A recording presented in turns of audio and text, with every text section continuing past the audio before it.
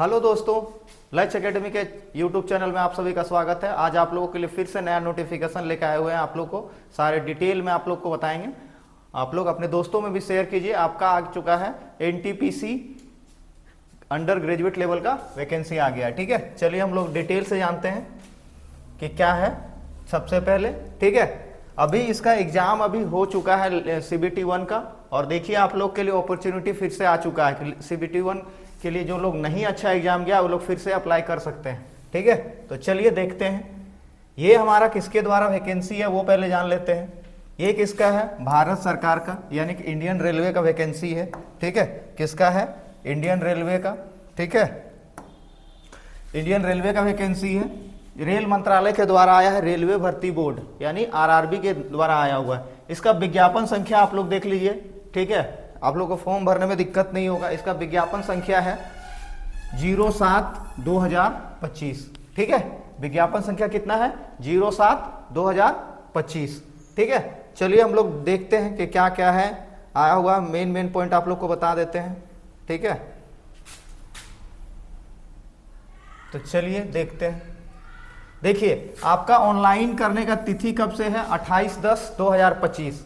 ठीक है, यानी कि जब से आप वीडियो देख रहे हैं तब से आपका फॉर्म भराना चालू हो चुका है। यानी कि अगर आप वीडियो अभी देख रहे हैं, जब से देख रहे हैं तब से ये फॉर्म ऑनलाइन होना चालू हो चुका है। ठीक है, तो चलिए देख लीजिए। इसका जमा करने का आज तो स्टार्टिंग इसका 28/10/2025 से है, और इसका आपका लास्ट डेट है 27/11/2025। ठीक है, यानी 28 अक्टूबर 2025 से स्टार्ट होके आपका 27 नवंबर 2025 का रात्रि के 11:59 तक आप फिल कर सकते हैं। ठीक है, लेकिन आप लोग को उतना इंतजार नहीं करना है। क्यों नहीं करना है? क्योंकि आखिरी वक्त में क्या होता है ना कि सर्वर बिजी हो जाता है, तो उसके वजह से आपको 27 नवंबर से पहले कंप्लीट कर लेना है। साथ ही साथ इसका पेमेंट अगर कोई लोग नहीं कर पाते हैं तो 29 नवंबर तक पेमेंट कर सकते हैं। ठीक है, और आप लोग पेमेंट कीजिएगा ना तो सही से कीजिएगा, अकाउंट नंबर अच्छे से दीजिएगा। ठीक है, ताकि आप CBT 1 बैठिएगा तो आपका पैसा वापस आ जाए। तो चलिए देख लेते हैं हम लोग क्या है।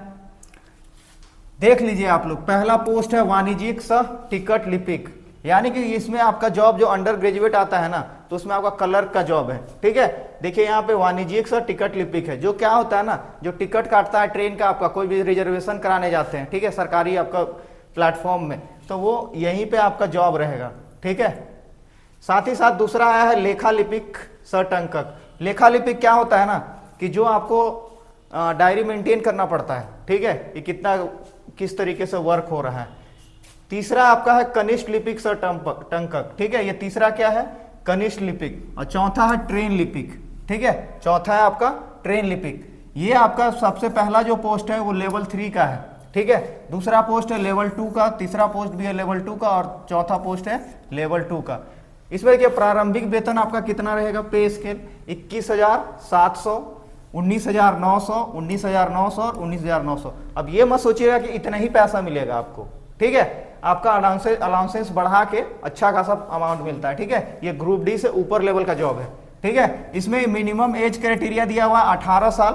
ठीक है, जिन किसी का भी अगर आप इंटर किए हुए हैं, आप इससे साइंस से किए हो, आर्ट्स से किए हो, या तो फिर कॉमर्स से किए हो, ठीक है, वो लोग के लिए ये भरना है। उनका आपका न्यूनतम होना चाहिए 18 साल और मैक्सिमम होना चाहिए 30 साल। इसमें से आपका किसके लिए है? ये जनरल कैटेगरी वालों लोग के लिए, ST, SC और OBC और OBC वाले लोगों को उसके हिसाब से आरक्षण दिया जाता है। ठीक है, यानी कि आपका OBC वाले लोगों को 3 साल का दिया जाता है।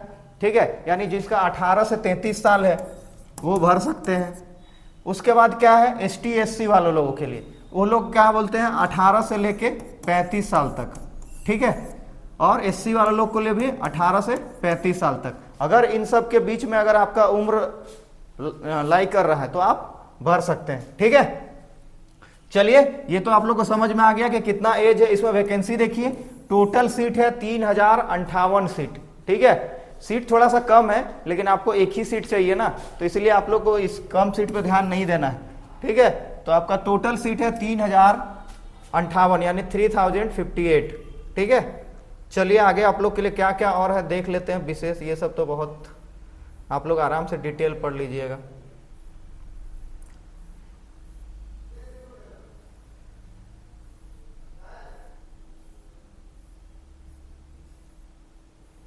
चलिए अब एज वाला आप लोग को जो बताए थे उस पर देख लीजिए क्या है एज का सिस्टम। सो देखिए ये जो है ना न्यूनतम कितना जन्म तिथि से क्या होगा कि 1/1/2008 से होना चाहिए, और ऊपरी सीमा कब होना चाहिए, देखिए 1996 किसके लिए है, यूआर यानी अनरिजर्व कैटेगरी, ईडब्ल्यूएस इकोनॉमी होगा उसके लिए, और ओबीसी नॉन क्रीमिलियर के लिए, और एसटी एससी 2/1/1991। ठीक है, यानी कि ये एज दिया हुआ है। ठीक है, कि इतना से लेकर आपका अगर उससे पीछे है तो आपका नहीं हो सकता है। ठीक है, यानी कि एसटी एससी लोगों का 2/1/1991 है। ठीक है, तो वो लोग फिल कर सकते हैं। उसके बाद ओबीसी वाले लोग के लिए 93 है तो कर सकते हैं, और यूआर के लिए कितना है 96, 2/1/96 और 1/1/2008। ठीक है, यानी 1/1/2008 न्यूनतम। ठीक है, चलिए देखिए आपको जो बताए थे शेड्यूल्ड कास्ट यानी अनुसूचित जनजाति, शेड्यूल्ड कास्ट यानी अनुसूचित जाति, एसटी मतलब होता है अनुसूचित जनजाति, उन लोग के लिए 5 वर्ष का आपको ऊपरी उम्र सीमा छूट मिलेगा। अत्यंत पिछड़ा वर्ग यानी नॉन क्रीमिलियर वाले लोग को 3 साल का मिलेगा। ठीक है, चलिए आगे और देख लेते हैं, सिलेबस थोड़ा सा देख लेंगे, मार्क्स कितने का है। ठीक है, और कुछ होगा।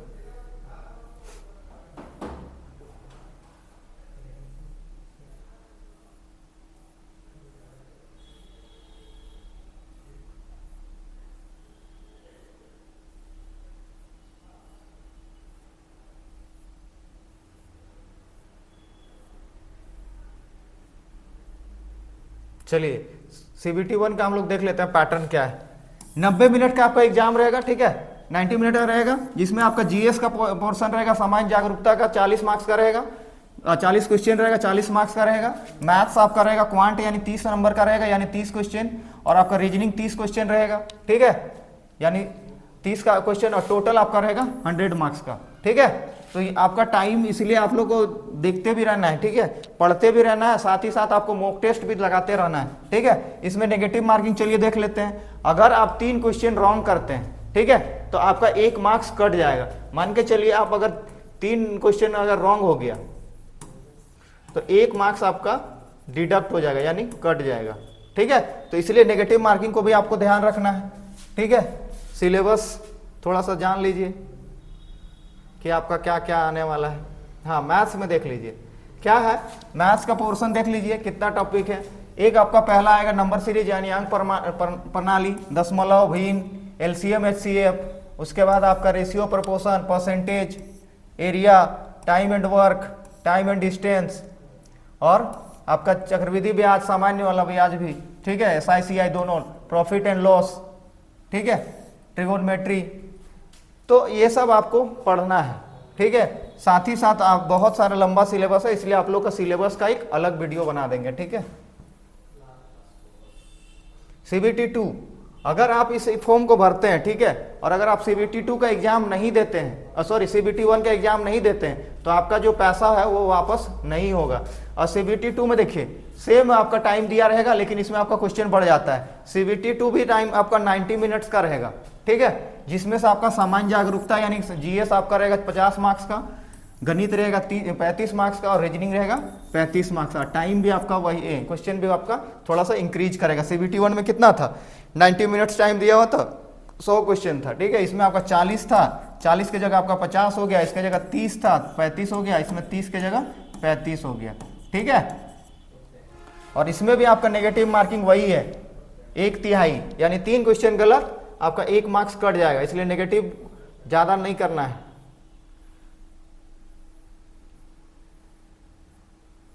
और इसमें जो भी आप खाता दीजिएगा, चालू वाला खाता दीजिएगा, मतलब जो आपका वर्क कर रहा है, नहीं तो पैसा आपका वापस नहीं आएगा।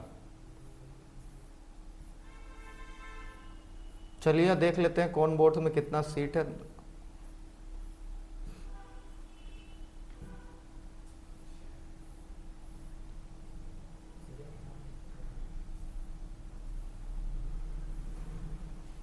चलिए देखिए, आरआरबी अहमदाबाद में कितना सीट है, 153 सीट है। ठीक है, अहमदाबाद में कितना है, 153 सीट है। अजमेर में आपका 116 सीट है। ठीक है, बेंगलोर में आपका 54 सीट है, भोपाल में 123 है, भुवनेश्वर में आपका 18 है, बिलासपुर में 69 है, चंडीगढ़ में आपका 24 है, चेन्नई में 80 है, आरआरबी गोरखपुर में 173, गुवाहाटी में 135, जम्मू कश्मीर में 137, कोलकाता में आपका 499, मालदा में आपका 196 है, मुंबई में 494 है, मुजफ्फरपुर में 39 और पटना में 24 है, प्रयागराज में 303, रांची में आपका 56 है और सिकंदराबाद में 272, सिलीगुड़ी में 7, तिरुवनंतपुरम में आपका 280। ठीक है, और ये टोटल मिला के आपका है 3058 सीट। ठीक है, तो आप लोग देख लीजिएगा। ठीक है, और फॉर्म भर लीजिए। अगर आप लोग को कहीं भरने में दिक्कत हो रहा है, या तो कहीं पे समझने में दिक्कत हो रहा है, या तो कहीं पे आपको कोई ऐसा नोटिफिकेशन में कहीं अगर आप लोगों को कोई कंफ्यूजन होगा तो आप लोग कमेंट कीजिएगा, हम आप लोगों का आंसर करेंगे। और आप लोग अच्छे से फॉर्म भरिएगा, कोई भी आप गलत नहीं भरिएगा। ठीक है, कोई भी अगर अकाउंट डिटेल देते हैं तो वो भी सही से भरिएगा। चलिए दोस्तों, फिर से आप लोग के लिए, अगर आप लोग को अच्छा लगा तो अपने दोस्तों को शेयर कीजिए। ठीक है, क्योंकि उनके लिए भी अपॉर्चुनिटी है, जो भी इंटर किए हुए हैं आर्ट साइंस कॉमर्स किसी भी स्ट्रीम में, तो उनके लिए तो अपने दोस्तों में शेयर कीजिए, ताकि उन लोगों को भी पता चले कि आरआरबी एनटीपीसी का अंडर ग्रेजुएट लेवल का वैकेंसी आ चुका है। ठीक है, और चलिए दोस्तों, फिर से कोई नया नोटिफिकेशन आएगा तो फिर हम आप लोगों के बीच में हाजिर होंगे। अगर आप लोग को अच्छा लगे तो शेयर कीजिएगा और लाइक भी कीजिएगा। थैंक यू दोस्तों।